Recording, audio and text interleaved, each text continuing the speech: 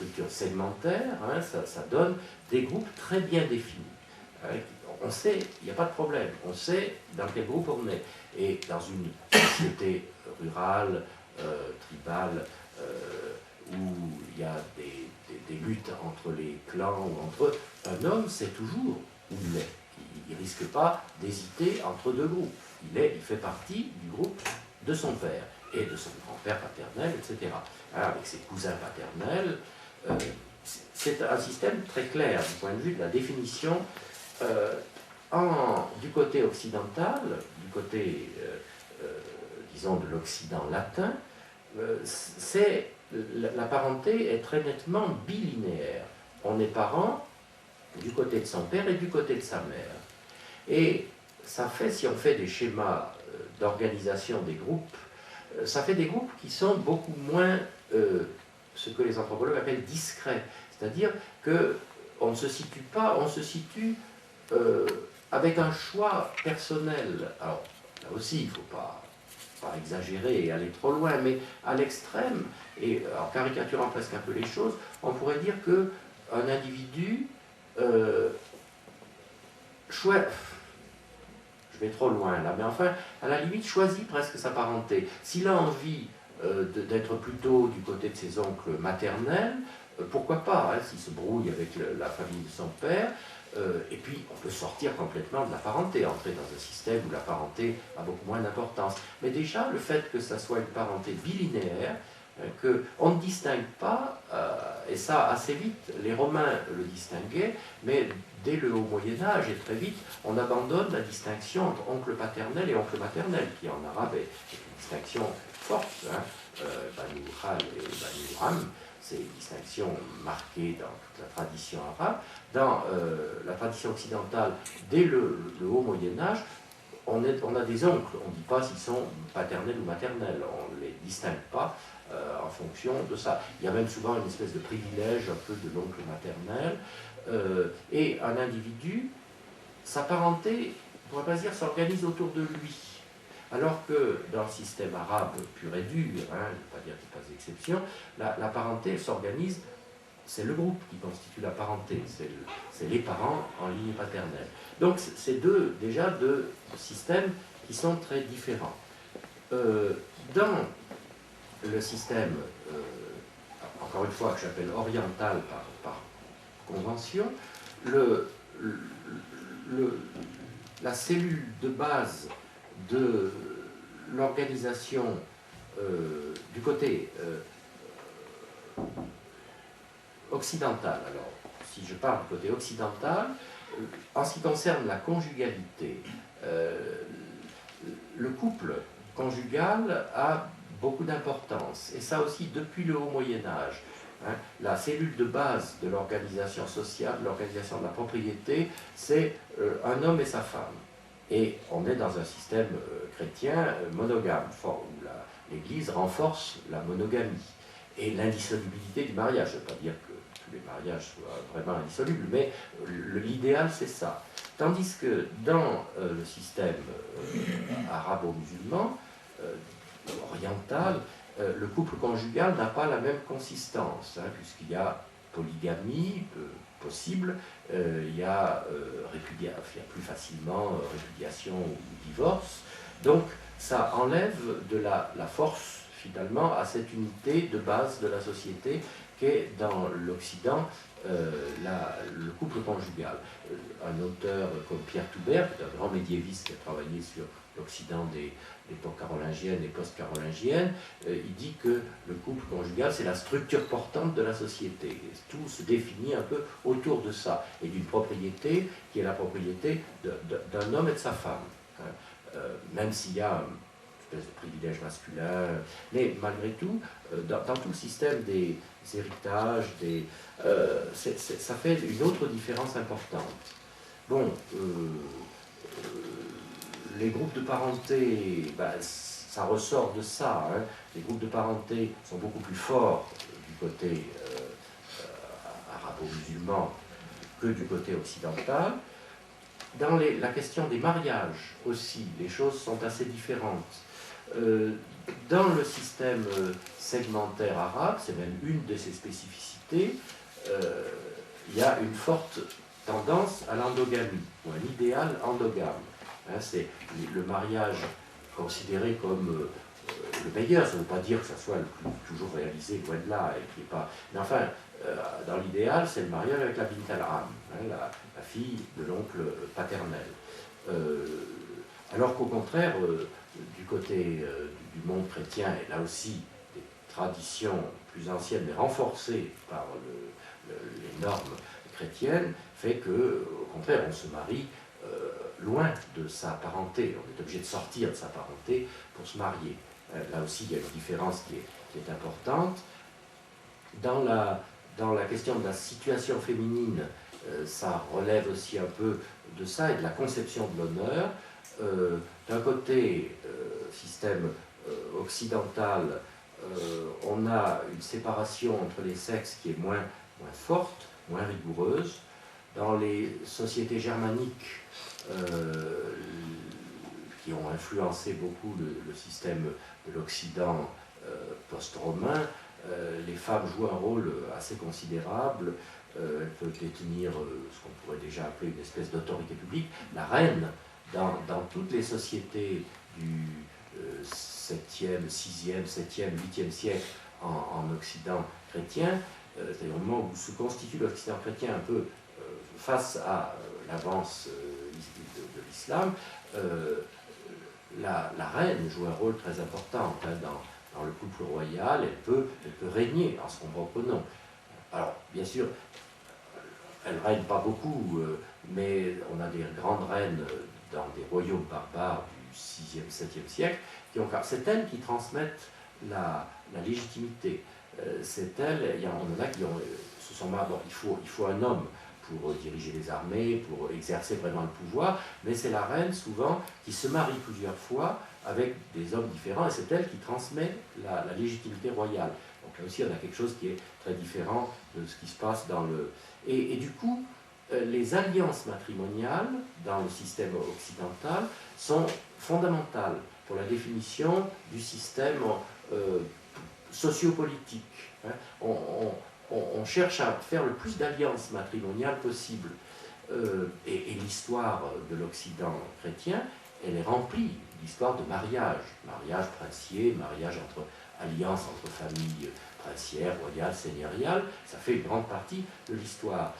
Dans l'histoire du monde musulman, du monde arabo-musulman, on a très peu d'informations. Hein, parce qu'il y a une forte tendance, au contraire, à resserrer le système, à garder au fond les femmes à l'intérieur d'un groupe et à ne pas leur donner de rôle public important. Enfin, dernière chose, c'est la conception de l'honneur qui est liée un peu à tout ça et qui est importante dans les deux sociétés. Du côté, je crois, du côté arabo-musulman, l'honneur relève de l'être plus que de l'avoir. Hein, bon, il faudrait développer ça davantage. Il y a un honneur passif féminin et un honneur actif masculin, et une grande partie de l'honneur masculin repose sur la conservation, la préservation des femmes, alors que ça c'est quelque chose qui est assez différent en Occident, en Occident latin, chrétien. L'honneur est lié davantage à la possession des biens, à la richesse, à l'avoir. Hein. On a un honneur plus être dans un cas, plus avoir dans l'autre. Voilà, alors il m'a semblé que si on lit bien, j'arrêterai là, si dans les sources relatives à l'Andalous, à l'histoire de l'Espagne musulmane, il faut évidemment chercher, parce qu'on n'a pas beaucoup d'éléments, mais j'ai l'impression que ce sont plutôt les conceptions, disons, orientales, hein, arabo-musulmanes, pour aller vite, qui l'ont emporté, et ça va, alors qu'il y a eu les deux à un certain moment, et ça va plutôt dans le sens de l'idée d'une transformation assez profonde de ces structures, pas seulement d'une transformation superficielle, pas seulement l'adoption d'une langue, l'arabe, et d'une religion, l'islam, mais aussi allant avec des transformations très profondes dans tout le système social et aussi politique. Ça, c'est plus ma deuxième thèse sur Valence à l'époque de la Reconquête, qui m'a amené à insister sur les aspects sociopolitiques plutôt que sur les aspects plutôt sociaux, à proprement parler, ou anthropologiques finalement. Voilà un peu, je ne sais pas si ça répondait à ajouter deux mots sur les polémiques actuelles. Bon, alors, les polémiques, ben, l'histoire de l'Espagne musulmane, elle est pleine de polémiques, justement parce que, au fond, on est passé de cette idée que les Arabes et l'islam, c'était l'autre, radical, différent, ennemi, à une espèce d'intégration où on en est passé, au début du XXe siècle à l'idée qu'au fond, il n'y avait pas de différence. À la limite, il n'y avait pas de différence. Il y a une vague différence de langue et de... Or, je crois que, historiquement, si on en arrive à cette idée d'indifférenciation entre les deux domaines, on a de la peine à comprendre ce qui se passe. Hein.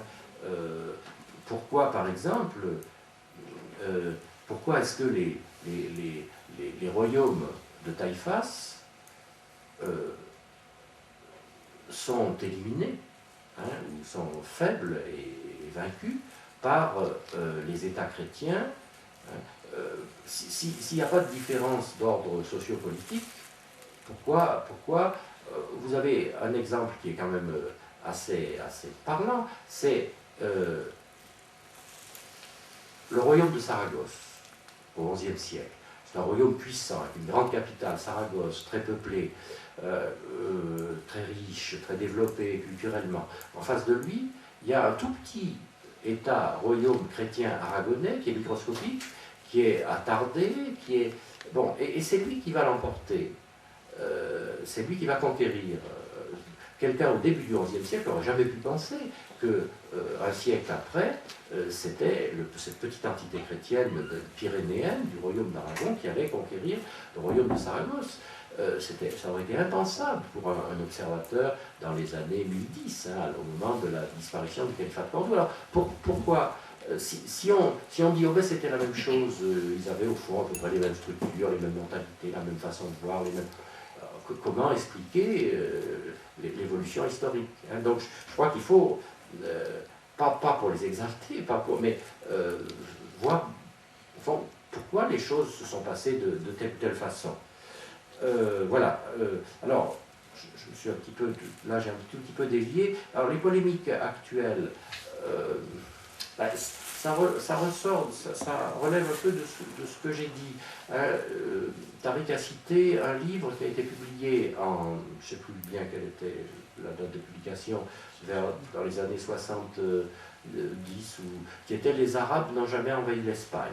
Et un livre qui défendait très sérieusement la thèse d'un historien espagnol qui vivait en France, qu'il a d'abord écrit en français, puis après il est parlé en espagnol. Les Arabes n'ont jamais envahi l'Espagne, c'est l'idée qu'il n'y avait pas eu d'invasion arabe de l'Espagne, contrairement à ce qu'on voit dans les textes. Et ça, c'était l'extrême pointe, si on peut dire, de cette tendance à mettre en valeur la continuité. L'idée que, au fond, il y avait eu des transformations, mais que c'était des transformations culturelles, des transformations qui n'avaient pas eu de rupture politique, qui n'avaient pas eu de conquête militaire de l'Andalous par les Arabes. Alors, c'est un peu de l'histoire-fiction, mais ça a eu un certain succès. C'est encore quelque chose... Ce livre d'Ignacio Lagué, qui défend cette thèse, qui est enfin, à mon avis, indéfendable et à la limite absurde, mais qui est défendu avec un certain nombre d'arguments, bon, on va attendre développer un petit peu, il vient d'être réédité à Grenade, avec une préface d'un historien français très sérieux, qui est Bernard Vincent, et il a beaucoup de succès auprès des musulmans, des néo-musulmans, si on peut dire, à Grenade et dans le sud de l'Espagne, parce qu'ils y voient l'idée, le livre au fond défend l'idée que, au fond, ils sont les plus anciens, enfin que les Espagnols, ils n'ont pas été convertis par par une action extérieure. Ils sont des vrais musulmans autochtones et les plus anciens. Donc c'est très compliqué, hein, cette histoire. Et donc c'est encore cette polémique historiographique, elle est encore actuelle. Le livre a été réédité l'année dernière avec beaucoup de bruit, beaucoup de... Alors, bon,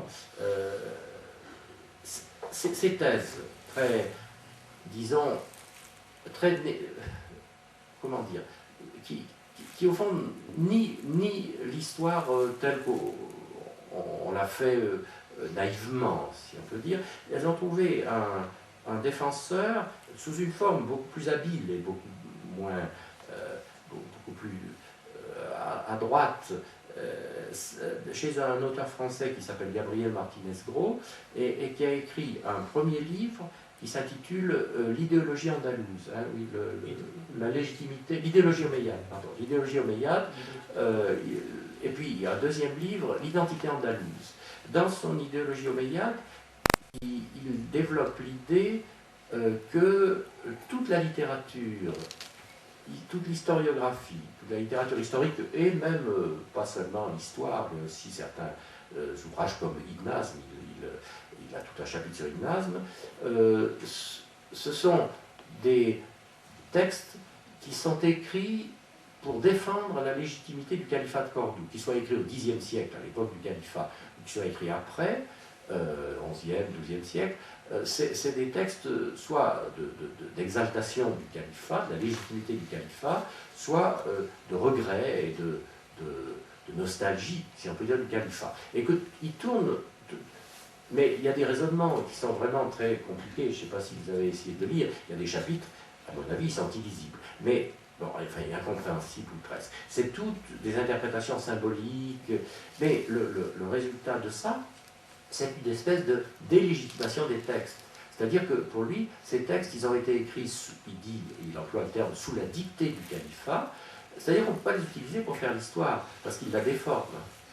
Ils sont trop qualifiens pour apporter, et sur un fait qui, moi, me paraît, enfin, justement, en liaison un peu avec ce que j'ai essayé d'expliquer sur les tribus berbères, il dit, par exemple, parce qu'il a écrit un article, et d'autre part, alors dans son deuxième livre, L'identité andalouse, il tire un peu à boulet rouge sur mes idées en disant que je suis un historien positiviste, et on s'entend bien avec Gabriel Martinez-Gros, c'est pas, quand on se rencontre, on se bat pas, mais je ne suis pas du tout d'accord avec ses idées. Alors il dit au fond que l'histoire telle que je la fais, c'est une histoire naïve, positiviste, qu'on prend les textes pour ce on croit ce qu'ils nous disent, et qu'il ne faut pas. Hein, c'est un petit peu dans une tendance qui est le postmodernisme, qu'on appelle le postmodernisme, qui va dans ce sens-là. C'est-à-dire que les textes ils sont tellement biaisés, tellement, les sources sont tellement, comportent tellement de biaisage, si on peut dire, le terme n'existe pas en français, du fait de la façon dont ils ont écrit, des intérêts qu'ils défendent, que, au fond, on ne peut pas bien y croire, et qu'on ne peut que faire une lecture de ces textes sans essayer d'y trouver, pour les textes d'histoire, sans essayer d'y trouver des faits historiques. C'est vraiment son idée. Alors, sur un point qui, moi, me paraît important dans les idées que j'ai défendues, la question des tribus. Il dit, bien sûr, les textes par exemple, Ibn Hazm nous dit en al-Andalus, il y a des berbères Zanata, il y a des berbères Sanhaja, il y a des berbères Hawara, etc., Nafza, à tel endroit, telle famille, tel groupe, telle région. Bon, alors il dit oh, mais ça, il ne faut pas y croire, en gros, il arrive à dire ça, parce qu'au fond, c'est la présentation que l'idéologie du califat de Cordoue fait de la situation antérieure au califat. Le califat se vante, se glorifie d'avoir fait l'unité de l'Espagne. Or, c'est une histoire qui est tout de même une histoire arabe, et elle interprète l'idée de division. Elle veut montrer que c'était divisé avant en parlant des tribus. La façon qu'ont ces textes de faire apparaître la division antérieure au califat, c'est de dire voilà, c'est des tribus. Mais bon, enfin, lorsqu'Ibn Hazm dit qu'il y a des Hawara dans telle région d'Espagne, il ne veut pas défendre le califat, il le dit parce qu'il y en a. Hein. Donc je crois que c'est une espèce de montage qui est astucieux, qui est quelquefois, il écrit bien, il est assez... Mais à mon avis, c'est plus de l'histoire, c'est ça qui me paraît un petit peu gênant. Et ça serait vrai, bon là c'est un exemple un peu gros, un peu caricatural, mais ce serait vrai de beaucoup de... Et alors, cette tendance, elle existe. Par exemple, bon, moi j'ai été le premier à mettre en évidence un texte qui était bien, je m'arrêterai là-dessus, un texte qui était bien connu, qui est bien connu. Le texte a été publié en arabe et en français, c'est le texte géographique de Yacoubi. Hein, Yacoubi, c'est la fin du IXe siècle. Il écrit, c'est un géographe oriental qui écrit à la fin du IXe, et il a un passage qui moi, m'a fait sauter quand je l'ai lu, parce que jamais personne ne l'avait relevé, alors qu'encore une fois, il est traduit même, et il dit « La région de Valence, le Balad Valencia, a été, il écrit, fin 9e, avant le califat, avant... le Balad Valencia a été occupé, Nazala, je crois que c'est le terme qu'il emploie, enfin, s'y sont installés des tribus berbères, Kabaïl al-Barba, qui ne reconnaissent pas l'autorité des Omeyyades. Alors, ce texte, qui est évidemment gênant pour ceux qui refusent l'idée d'une berbérisation relative, et jusqu'à quel point, je ne sais pas, de la région valencienne, que moi j'ai défendue, et qui a eu beaucoup d'opposition, qui disent oh oui, mais Yacoubi c'est un oriental, et il est loin des faits, et au fond il n'est pas au courant, mais moi, alors ça c'est toute la question de l'historiographie arabe. Lorsque un auteur arabe a une information, en général il la retranscrit naïvement, si j'ose dire, telle qu'il l'a trouvée, sauf les textes qui sont plus idéologiquement marqués, mais là, Yacoubi, celui ça avait été bien égal, qu'il y ait des tribus berbères à Valence ou qu'il n'y en ait pas. S'il le dit, c'est qu'il a eu une information qui le lui disait. Et donc ça, on ne peut pas le récuser. Voilà un petit peu le... Bon, excusez-moi, j'ai peut-être été un peu long, mais non, vous m'avez amené à... Vous êtes dans les temps, parce qu'on a l'habitude d'organiser ce genre de conférence, donc dans 1 heure, je pense, il y a un cours de conférencier. En vous laissant le temps de prendre votre thé, j'ouvre la session pour les discussions, ou les commentaires, ou les questions-réponses. Donc, la parole est à vous.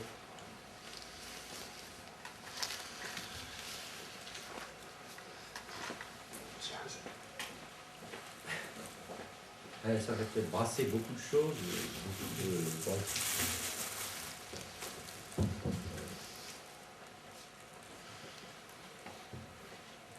J'ai une petite question par rapport à la comparaison entre ces deux structures.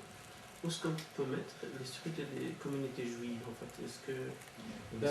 Alors là, je pense que c'est une bonne question à laquelle je ne saurais pas bien répondre, parce que je n'ai pas travaillé, j'ai peut-être eu tort, hein.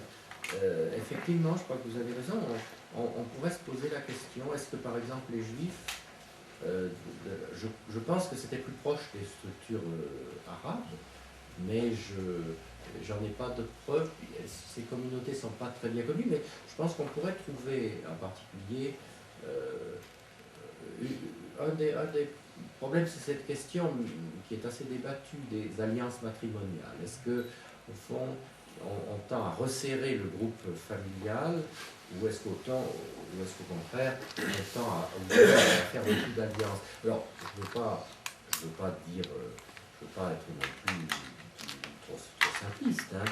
Il est évident, il y a un gros livre qui a été écrit récemment sur les femmes en Al-Andalus par Manuela Marin, une chercheuse espagnole.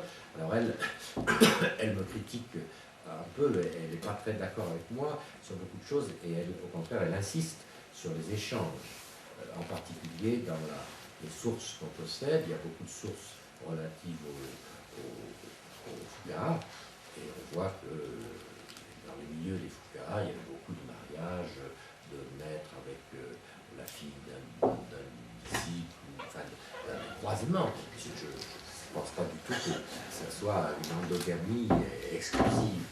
Mais il me semble que très souvent, malgré tout, dans les familles aristocratiques, par exemple, et les familles, encore une fois, on sait tout. Moi, c'est ça qui me frappe. On sait tout des alliances matrimoniales, des femmes dans l'Espagne chrétienne, et aussi du côté des royaumes chrétiens du Nord, et les femmes jouent un rôle quelquefois politique, mais en général, souvent pour consacrer des alliances, pour des mariages entre. Et du côté, par exemple, des dynasties de Taïfas, on a quelques exemples de mariages entre familles royales, disons, des Moulukatawei, mais on en a très peu. Et les principales qu'on a, celles qu'on cite toujours, c'est celle d'une famille qui n'est pas très typique, parce que c'est des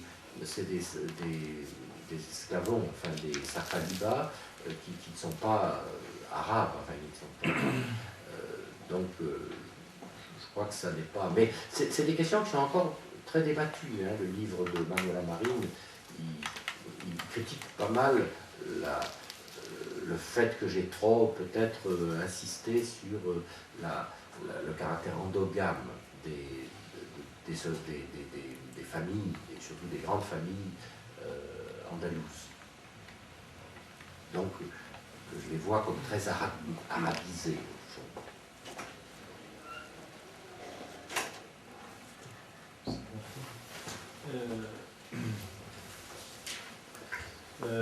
Monsieur Richard, vous défendez donc l'existence de deux modèles sociaux, le modèle occidental et le modèle musulman.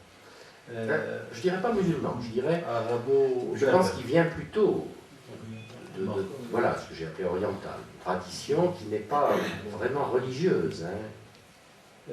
Aujourd'hui en Espagne, la forte migration des Marocains, des musulmans en général,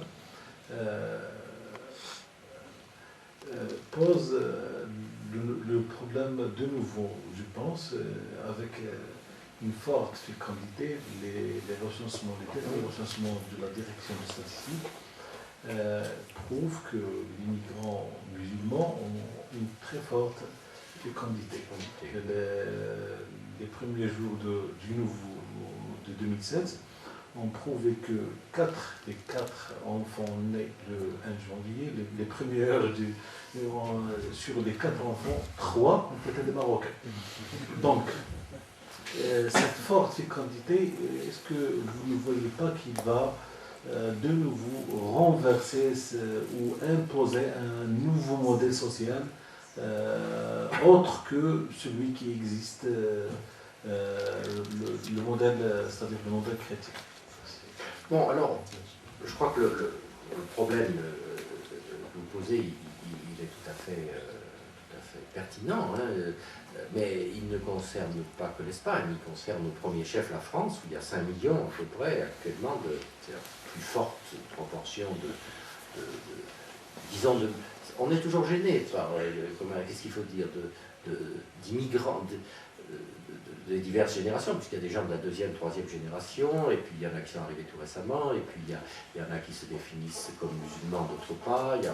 On ne sait pas toujours très bien quel terme adopter, mais c'est sûr hein, que nos sociétés européennes, Espagne, France, elles se trouvent actuellement confrontées avec à mon avis, c'est le grand problème des problèmes d'immigration d'un côté, et puis le problème qui est lié au problème d'immigration, mais enfin, ce problème des modèles sociaux et la façon dont les sociétés en Europe vont accepter, rejeter, s'adapter, trouver des compromis, qui est effectivement... alors, moi, je suis pas ni politologue, ni futurologue. Je ne sais pas bien comment les choses vont s'organiser. C'est sûr que c'est le grand problème que l'Europe va avoir à traiter hein, dans les années qui viennent. Comment est-ce qu'on va le traiter? Est-ce que ça sera dans un esprit plus ouvert, plus fermé, plus... je ne sais pas du tout, mais c'est certain ça. Hein, les modèles familiaux, traditions sont différentes, ce qui ne veut pas dire qu'il y ait... Enfin, moi, je le vois bien même chez mes enfants. Moi, j'ai 2 fils qui ont 40, bientôt 40, 35, et une fille qui est plus jeune. Même à un niveau tout à fait élémentaire, c'est peut-être un hasard, mais mon fils aîné, j'ai jamais eu, je crois, il n'a jamais eu de relation, ni dans son lycée, ni avec des jeunes qui soient issus de l'immigration. Mon deuxième fils, il a eu un bon copain quand il était en troisième, seconde, qui était d'origine tunisienne. Bon, puis ils se sont perdus de vue. Ma fille, qui vient après, une de ses meilleures amies, enfin il y en a beaucoup, mais une de ses meilleures amies, c'est une petite algérienne, d'origine algérienne, je ne sais pas si, je crois qu'elle est française, elle, de la région. Et donc, très vite, enfin, tous les 10 ans, on voit les choses changer dans les relations sociales, les relations amicales, même dans ma propre famille, ou dans mes amis. Il n'y a pas très longtemps, je mangeais avec des amis. Moi, je suis d'un petit village qui est à 60 km de Lyon. Moi, quand j'étais petit, c'est un village catholique. Puisque c'est dans l'Ardèche, il y a des villages catholiques et des villages protestants. Ce village catholique, je me souviens quand j'étais petit, dans le village, il y avait 1 ou 2 familles protestantes. Et quand on parlait de ces familles, où c'était protestants, hein, c'était comme si on avait dit, c'est des loups-garous, c'était vraiment un autre monde, des gens dangereux presque. Bon, ben là j'étais avec des amis qui sont de la même région, c'est-à-dire de familles, disons, de petite bourgeoisie locale, pas très riche, mais pas riche, non, plutôt même très modeste, mais famille. Bon, et là, dans ses amis, ils ont tous des enfants. Il y en a un qui a un garçon qui est marié avec une Martiniquaise. Bon, c'est français, mais pas de souche, si on peut dire. Il y en a un autre qui a un ami turc, une fille. Les autres, leurs fils étaient en train de se mettre avec une petite Algérienne, enfin d'origine algérienne. Donc, mes parents, mes grands-parents, s'ils avaient vu ça, ils auraient été affolés. Enfin, c'était impensable pour eux. Or, c'est vraiment ce qui est en train de se faire, pas seulement dans des quartiers aisés, mais pas seulement dans les quartiers, disons, de périphérie, où c'est encore à la fois plus fort et moins fort, parce que quelquefois les antagonismes sont plus forts, et les différences culturelles sont plus ressenties. Mais c'est sûr qu'on est dans des sociétés qui se métissent, entre guillemets, très vite, avec des réactions négatives, au contraire, c'est très complexe. Moi, je ne sais pas du tout quelles seront les conséquences de ça. Avec des choses même curieuses, alors qui vont très... il y a quelque temps, j'étais à un colloque à l'Institut du monde arabe, qui était un colloque assez... Et il y avait des gens divers, et puis il y avait un garçon, je me suis trouvé à côté de lui à midi, au repas, on a pas mal discuté. Il était d'origine algérienne. Alors, je ne saurais pas dire si oui, je pense que lui était français. Et il m'a expliqué qu'il était musulman, très croyant, que sa copine, je pense que ce n'était pas sa femme, mais ou sa femme peut-être, je ne sais plus, enfin, la fille avec laquelle il vivait, je n'ai pas noté, était une Française. Bon, alors on a parlé de religion, il m'a dit, oh, mais moi je l'ai pas du tout poussé à se mettre à ça, mais par contre, je l'ai poussé à revenir au christianisme, alors qu'elle n'était pas tellement, parce que je ne concevais pas que ma femme ne soit pas religieuse comme moi. Donc ça fait des situations très, très curieuses et très, très multiples et très, très complexes. Mais comment tout ça va évoluer, comment les problèmes des enfants, les problèmes mais que ça évolue très vite, oui, c'est sûr. Je veux bien dire aussi que cette dichotomie qui existait donc avant, dans l'Espagne des années du XIe siècle, il a en quelque sorte ses justifications. Alors qu'aujourd'hui, les changements sociaux de la société contemporaine imposent donc cette dissolution des modèles. En fait, je pense que le modèle occidental ne résiste plus à cette vague, en quelque sorte, d'un nouveau modèle qui s'impose et qui sont, au fur et à mesure, il concrétise une nouvelle conception de la société. Et je pense que cette dichotomie qui existait avant ne va plus donc exister, je pense. Non, mais le problème, c'est de savoir par quoi ça sera remplacé, parce qu'on a aussi quand même besoin de modèles. Quand on, pour sa vie, on a besoin d'avoir des normes de comportement. Alors, quelles normes vont se créer? C'est ça qui est... je pense, aujourd'hui, l'entité familiale en Europe, il n'a plus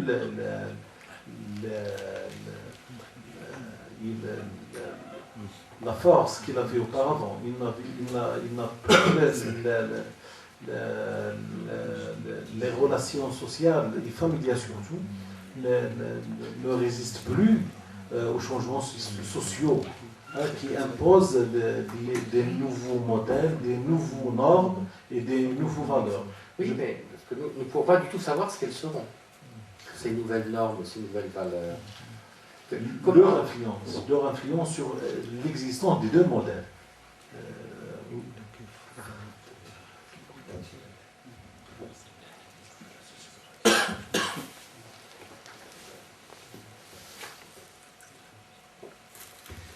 Monsieur Guichard, tout d'abord, merci. J'ai là une constatation et une question qui est, permettez-moi, hors sujet.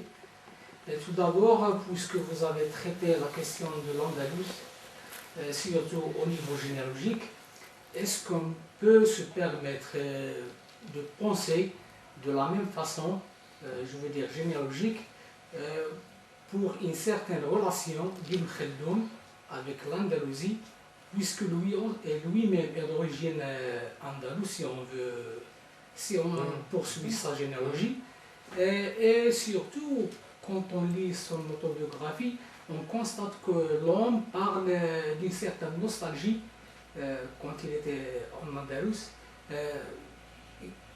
On sent que l'homme parle comme si c'était chez lui.